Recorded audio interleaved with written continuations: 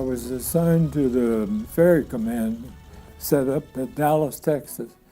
And when I got to Dallas, I was reassigned to the Douglas plant at Tulsa, Oklahoma as a ferry control officer.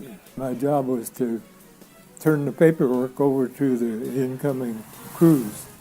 In some respects, it was pretty good because some of the pretty young ladies were flying airplanes. I was supposed to test up a B-25. I went out to the airplane and was making a walk around, and this young lady came up on a bicycle. And she said, "I want to fly in a big airplane. I'm taking flying lessons to be a WASP at Spartan," which was across the field. And I said, "Well, you can't do that because we can't take people on test op. Besides, there's no parachute." I got in the airplane, and the co-pilot came, and so did the crew chief. So we fired up and took off. At about 12,000 feet, who came up into the cockpit area but this young lady. So we had to scrub the mission.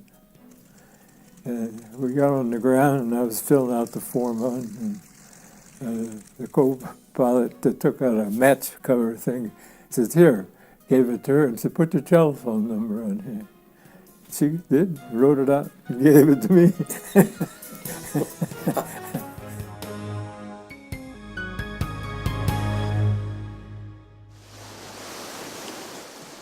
It was a typically beautiful Honolulu morning, Sunday, December 7, 1941. Some were on their way to church, others sleeping off Saturday night fun, while the military and civilians enjoyed their quiet, comfortable, complacent dawn. 6 Japanese aircraft carriers were steaming to within flying range of Pearl Harbor and Ford Field.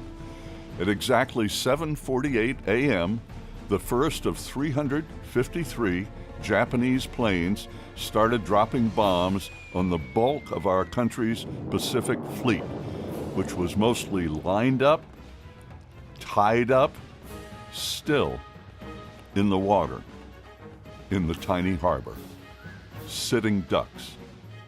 9 minutes later, at 7:57 that awful morning, a radio message crackled across the island.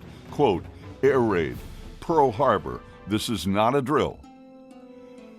In the stunning 2-hour surprise attack by Japanese aircraft and submarines, 18 ships were sunk or damaged. Most of nearly 300 Navy, Marine, and Air Corps planes were decimated where they sat on tarmacs. Only a handful of American military aircraft got off the ground. 29 Japanese planes were shot down that morning. More than 2,400 of our Marines, sailors, soldiers, and civilians died. Nearly 1,200 were wounded. The world would never be the same.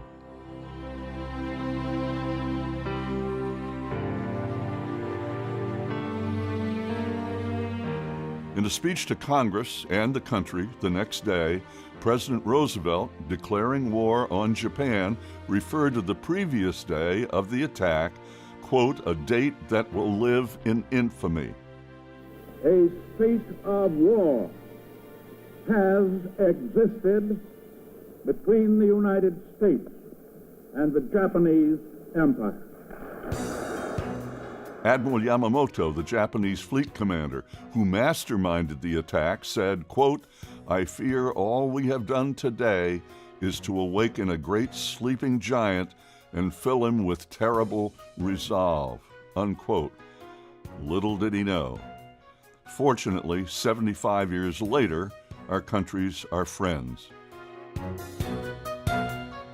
The Japanese attack was intended to not only destroy much of our Pacific Fleet, but our morale as well. Roosevelt responded by pressing our military leaders to strike the Japanese homeland as soon as possible to send a message that attacking America was a big mistake. On April 18, 1942, just 4 months later, 80 American airmen, led by Lieutenant Colonel Jimmy Doolittle, in 16 B-25 medium bombers, successfully attacked many targets in Japan,